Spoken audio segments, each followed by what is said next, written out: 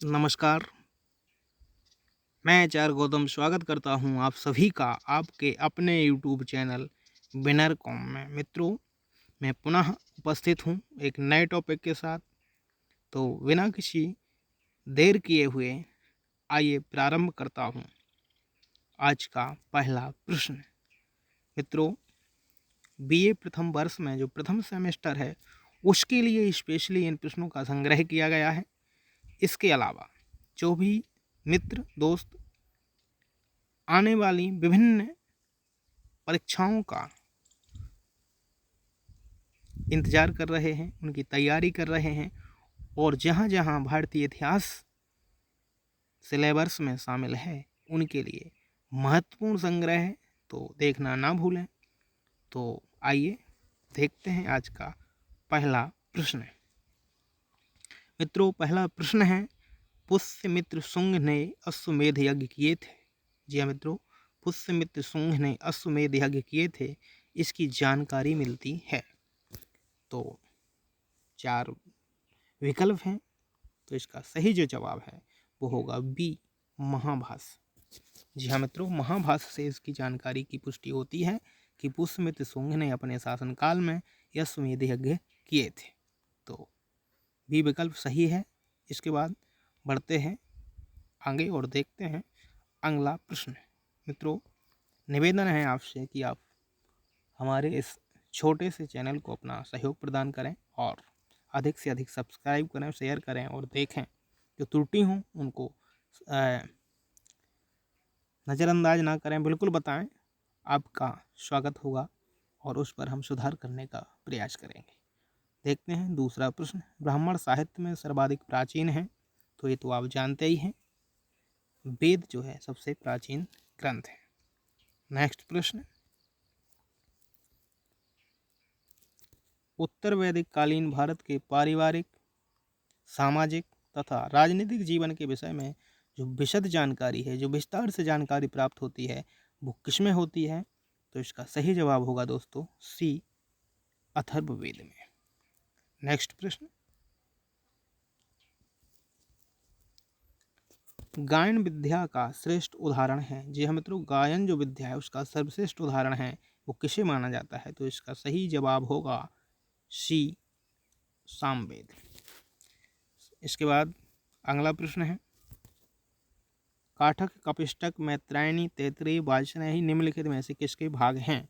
तो इसका सही जवाब होगा वी, यजुर्वेद के भाग हैं। नेक्स्ट प्रश्न, अगला प्रश्न है, ऐत्रेय ब्राह्मण निम्नलिखित में से किस वेद का भाग है? जी हाँ मित्रों, ऐत्रेय जो ब्राह्मण हैं इसमें से किस ऋग्वेद का यह भाग माना जाता है? तो ये बहुत ही आसान है। ऋग्वेद का इसका ऋग्वेद को ऋग्वेद को ऋग्वेद का जो है ऐत्रेय को ब्राह्मण माना जाता है। ऐत्रेय और कौशितकी ये 2 ब्राह्मण ग्रंथ हैं ऋग्वेद के। इसके बाद अगला प्रश्न, प्रश्न नंबर 7।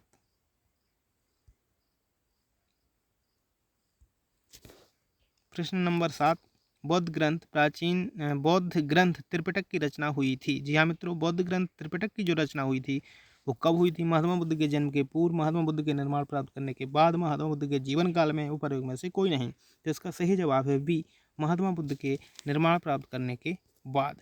इसके बाद अगला प्रश्न है, सुत्त विभंग, खंडका, परिवार यह किसके भाग हैं? तो मित्रों इसका सही जवाब होगा विनय पिटक, सुत्त पिटक, अभिधम पिटक या उपर्युक्त में से कोई नहीं। सही जवाब होगा ए, विनय पिटक के भाग माने जाते हैं। प्रश्न नंबर अगला है, खुंदक खुद्दक निकाय का संबंध है। जी हाँ मित्रों, विनय पिटक से है, सुत्त पिटक से है, अभिधम पिटक से या खंदक से है। तो इसका सही जवाब है वी, सुत्त पिटक से इसका संबंध माना जाता है।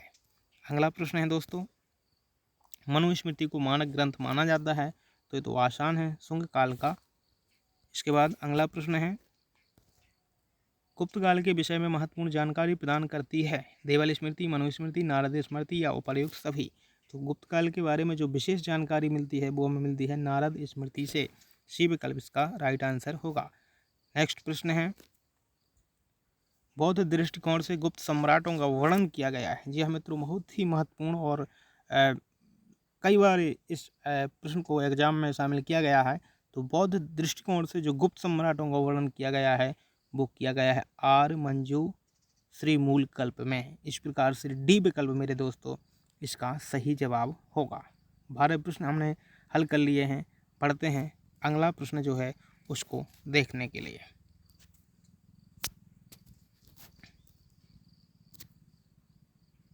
प्रश्न है 16 महाजनपदों का वर्णन किया गया है। जी हाँ मित्रों, आपने 16 महाजनपदों के बारे में पढ़ा होगा, तो उसका जो उल्लेख है उसके बारे में इसमें पूछा गया है। अंगुत्तर निकाय में उसका उल्लेख है, कुद्दक निकाय में उसका उल्लेख है, संयुक्त निकाय में उसका उल्लेख है या दीर्घ निकाय में उसका वर्णन है।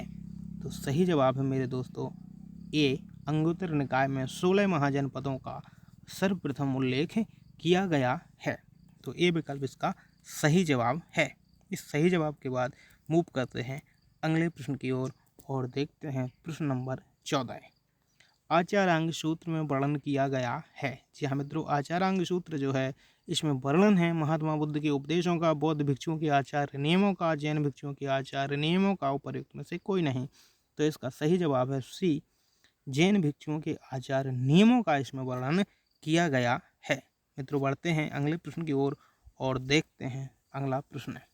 प्रश्न है भद्रबाहु चरित्र में किस शासक के राज्यकाल की घटनाओं का वर्णन मिलता है। जी हाँ मित्रों, भद्रबाहु चरित्र में किस शासक के शासनकाल की घटनाओं का वर्णन किया गया है।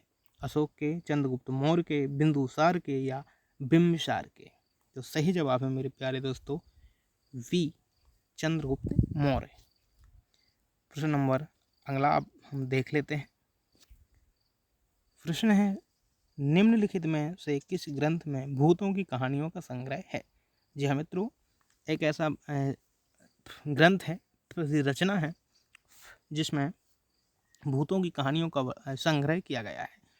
तो शुत्त निकाय है, उदान है, इत्तु पुत्तक है या पेतवत्थु है। तो इसका सही जवाब है पेतवत्थु, इसका सही जवाब है। इस प्रश्न के सही जवाब के बाद मूव करते हैं प्रश्न नंबर नेक्स्ट की ओर। प्रश्न नंबर नेक्स्ट, युद्ध का इतिहास, हिस्ट्री ऑफ द वार के लेखक हैं। तो मित्रों इसका सही जवाब है एरिस्टोबुलस। डी विकल्प इसका सही जवाब है। प्रश्न नंबर अगला है हिस्टोरिका नामक ग्रंथ के लेखक हैं। हिस्टोरिका जो है ये किसने लिखा है, इसका रचनाकार कौन है, इसका लेखक कौन है, तो आप जानते ही होंगे। जो नहीं जानते हैं वो इसको ध्यान से देख लें, समझें। हेरोडोटस जो है हिस्टोरिका के लेखक हैं। यहीं पर मैं एक और मेंशन कर देना ज़रूरी समझ रहा हूँ। जो हिस्ट्री है, फादर ऑफ हिस्ट्री, इतिहास का जनक जिसे कहा जाता है, वो यही महान व्यक्ति है, यही शख्स हैं जिनको history of the father of history कहा जाता है। हेरोडोटस को इतिहास का जनक माना जाता है। तो ये भी ध्यान रखेंगे आप लोग। इस प्रश्न के बाद बढ़ते हैं अगले प्रश्न की ओर। प्रश्न है पंच ब्राह्मण किस वेद का ब्राह्मण है। जी हाँ मित्रों, पंच ब्राह्मण जो है वो किस वेद का ब्राह्मण है।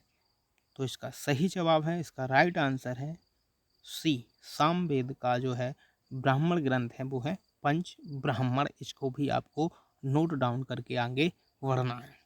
अगला प्रश्न है और आज का लास्ट प्रश्न है मेरे दोस्तों, सिकंदर का आक्रमण। जी हाँ मित्रों, सिकंदर का आक्रमण नामक ग्रंथ किसने लिखा है, इसको आपको ध्यान रखना है, सही जवाब देना है। तो इसका सही जवाब होगा मेरे दोस्तों ए, एरियन ने सिकंदर का आक्रमण नामक जो रचना है, जो ग्रंथ है, उसकी रचना की थी, उसको लिखा था। इस प्रकार से दोस्तों ये 20 प्रश्न हुए, अति महत्वपूर्ण प्रश्न हैं। और ये मैं आपको बता दूं कि जो बीए प्रथम सेमेस्टर के छात्र हैं उनको जो उनका पहला चैप्टर है, जो पहली यूनिट है, फर्स्ट यूनिट है, उसमें जो है प्राचीन भारतीय इतिहास के स्रोत, source of Indian ancient history जो चैप्टर है, उसी से ये सारे प्रश्न मेंशन किए गए हैं। तो भी ये फर्स्ट ईयर वाले जो भी छात्र हैं, जो भी स्टूडेंट हैं, जो भी हमारे मित्र हैं, वो इसको ज़रूर देखें। उनके लिए रामबाण औषधि शामिल होने वाले हैं, साबित होने वाले हैं। तो मित्रों निवेदन वही है आपसे कि हमारे इस चैनल को अपना भरपूर सहयोग प्रदान करें। सब्सक्राइब करें, शेयर करें, लाइक करें। इसी आशा के साथ, इसी निवेदन के साथ अगले वीडियो में फिर मिलेंगे। तब तक के लिए नमस्कार, धन्यवाद।